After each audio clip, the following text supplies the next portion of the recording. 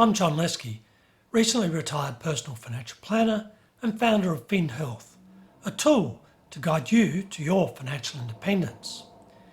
In this video, I want to share some principles for good financial health that I've practiced for the past 20 years or so.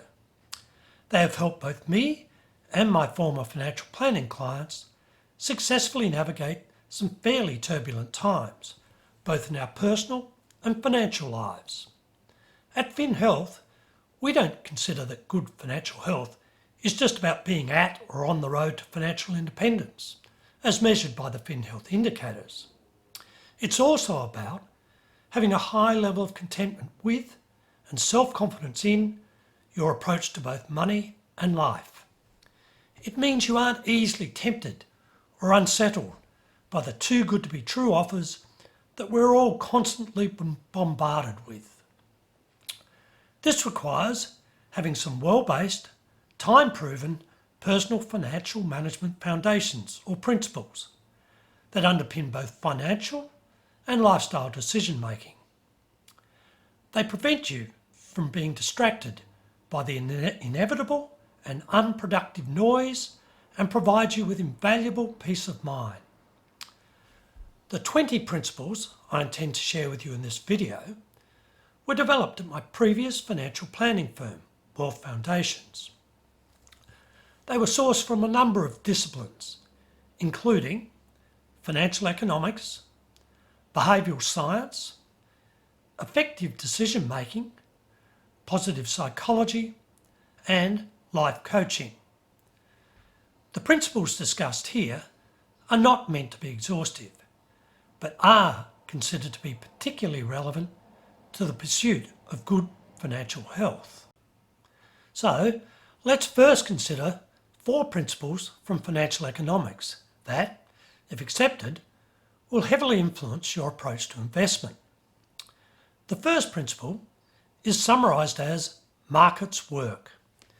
It essentially suggests that prices of investment assets in open, transparent markets incorporate all available information and can confidently be taken as best guesses of value.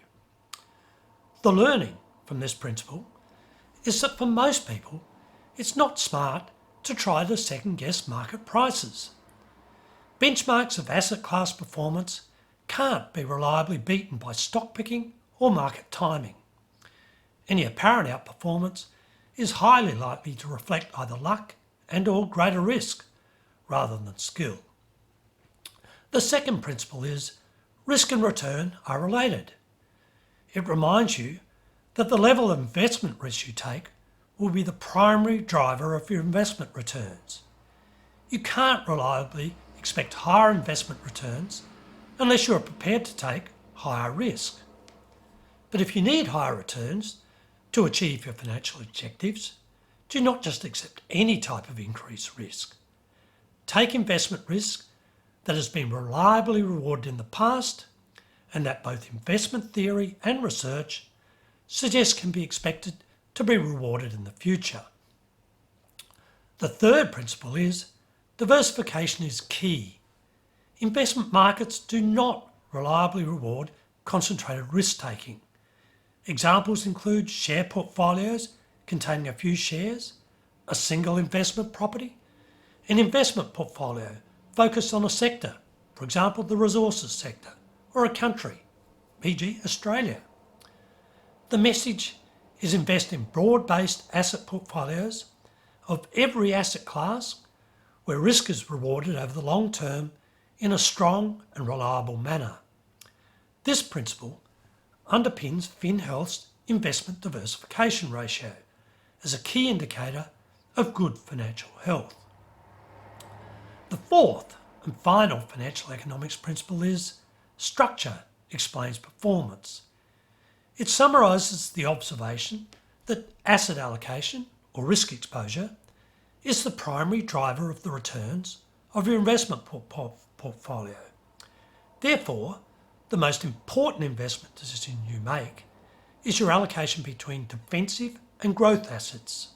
It depends on the interplay between your attitude to risk, your need for risk, and your capacity for risk.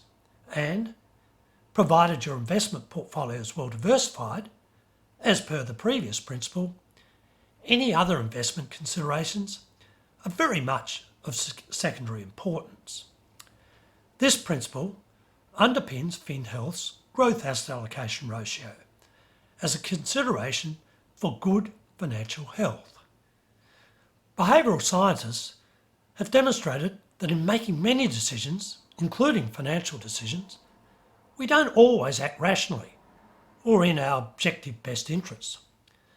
We have evolved to use mental shortcuts that, while sometimes very useful, are often inconsistent with achieving good financial health.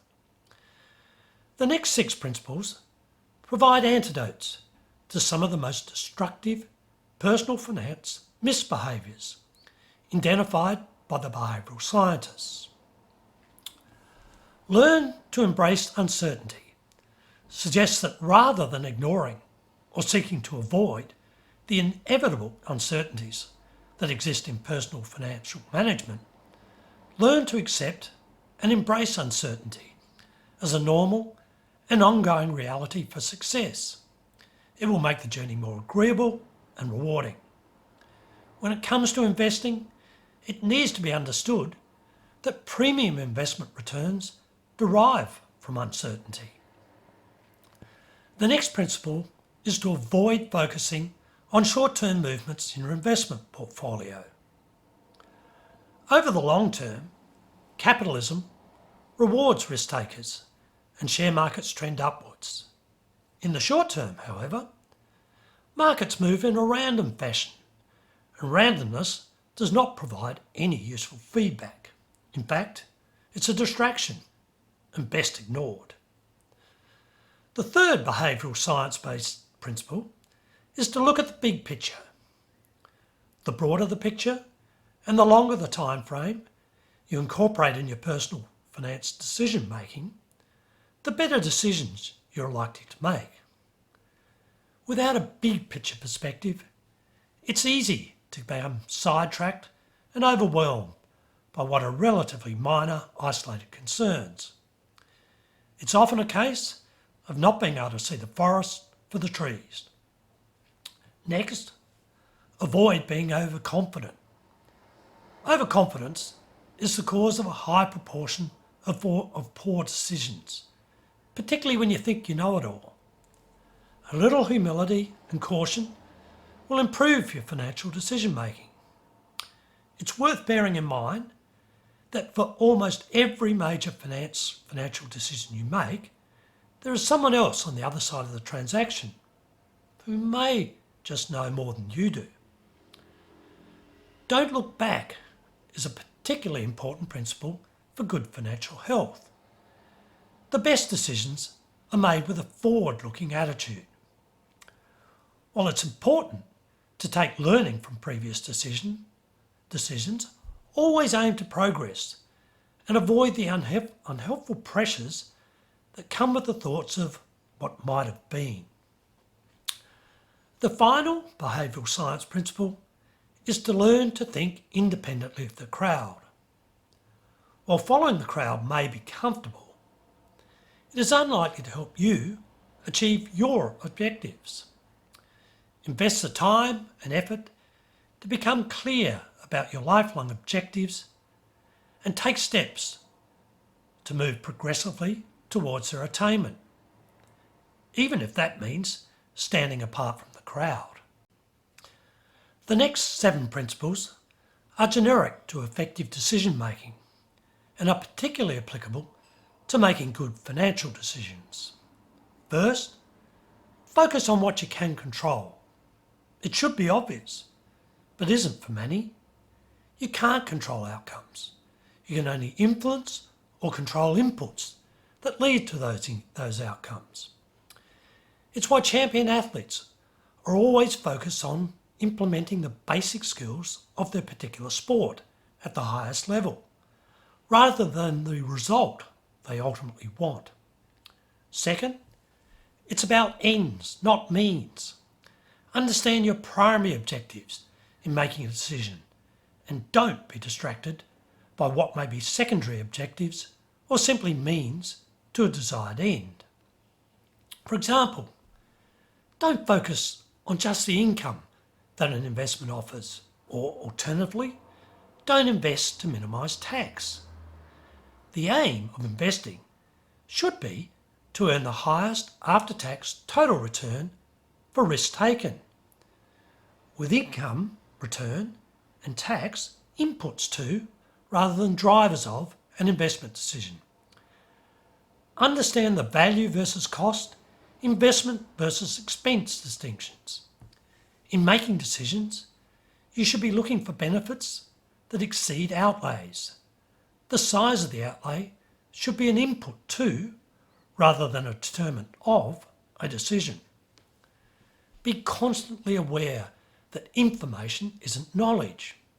When making decisions, don't confuse information, of which there's an overwhelming abundance, with knowledge, or better still, wisdom, of which there is a shortage. Too much of what masquerades as personal financial advice is simply information and may be counterproductive to good financial health. Embrace the planning as a process, not an event principle. Effective planning is hardly ever a once-off event, but for achieving and maintaining good financial health, planning is always an ongoing process. Circumstances change, requiring ongoing review of existing strategies against the backdrop of objectives that may also be changing over time. Avoid complexity is the next effective decision-making principle. Solutions are often more complex than they need to be. When it comes to your personal finance management, if you can't understand a proposed solution, it's very likely that it's not in your best interest. The final principle of effective decision making is implementation is critical. Until a decision is acted upon, it is only a good intention. Unless there is effective implementation, the best decision making and planning are a waste of time and effort. Next, we have two principles from the life coaching discipline, which is aimed at helping people learn to lead better lives. The first is to acknowledge and celebrate success. It suggests you should regularly review your achievements and progress. Take time to acknowledge and celebrate how far you've come. If you treat financial and lifestyle success as something that only happens when you have achieved all your goals, you may find it elusive. The second life coaching principle is to accept your current circumstances. There is little to be gained from bemoaning or denying your existing financial circumstances if they are not what you want. You are more likely to take clear and purposeful action when you're in a state of acceptance rather than one of avoidance. And our final principle, that is a key finding from the positive psychology research and most relevant to living a financially content life, is that money is a means to an end, not an end in itself. At finhealth, we believe that good financial health requires you to first examine and articulate what is important to you in life, that is, your lifestyle objectives, and then consider what, if anything, may need to change financially for those objectives to be achieved. To blindly pursue increased wealth without first asking what for is really putting the cart before the horse. So, that's our 20 principles that we believe are consistent with good financial health.